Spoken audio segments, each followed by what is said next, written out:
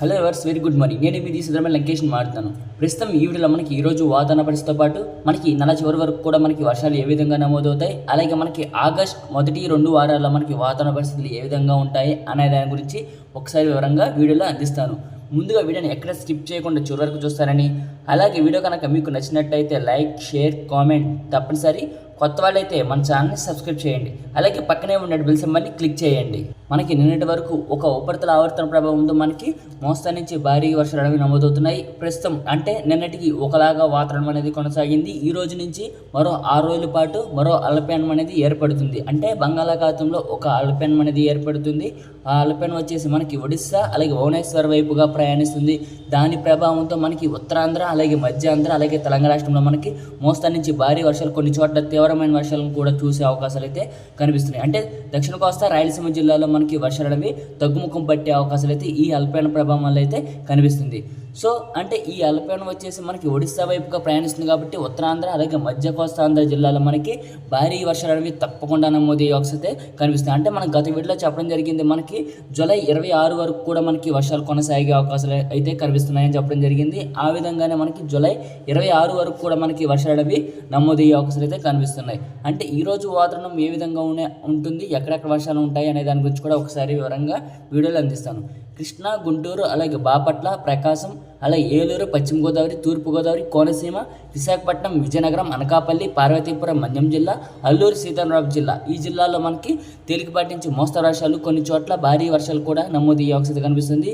ఈ వర్షాలు అక్కడక్కడ మాత్రమే ఉరుములు మెరుపులు పిడుగులతో నమోదయ్యే అవకాశం కనిపిస్తుంది. తెలంగాణ రాష్ట్రంలోని ఆదిలాబాద్, ఆసిఫాబాద్, మంచిర్యాల, పెద్దపల్లి, జయశంకర్, భూపాలపల్లి, రాజన్న, సిరిసిల్ల, సిద్దిపేట, వరంగల్, మెదక్, ఖమ్మం, భద్రాద్రి కొత్తగూడెం, ఈ జిల్లాలో కూడా మనకి మోస్తరు నుంచి భారీ వర్షాలు నమోదయ్యే అవకాశం కనిపిస్తుంది. అంటే మనకి దక్షిణ బంగాళాఖాతంలో ఒక అల్పపీడనం వచ్చేసి మనకి జూలై 21 తారీఖున ఏర్పడే అవకాశం కనిపిస్తుంది.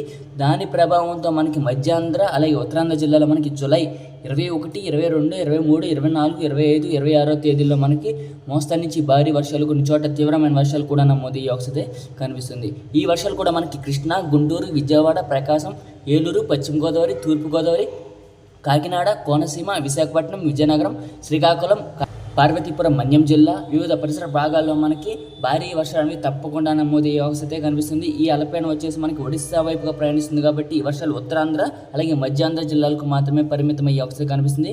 రాయలసీమ జిల్లాలో కూడా మనకి తక్కువగా వర్షాలు నమోదయ్యే అవకాశం కనిపిస్తుంది. అంటే పల్నాడు, నెల్లూరు జిల్లాలో మనకి అక్కడక్కడ మాత్రమే మోస్తరు వర్షాలు నమోదయ్యే అవకాశం కనిపిస్తుంది.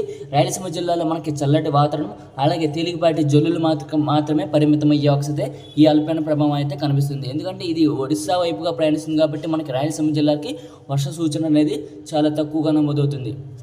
తెలంగాణ రాష్ట్రంలో కూడా మనకి హైదరాబాద్ పరిసర ప్రాంతాల్లో కూడా మనకి వర్షాలు అనేవి నమోదయ్యే అవకాశం కనిపిస్తుంది.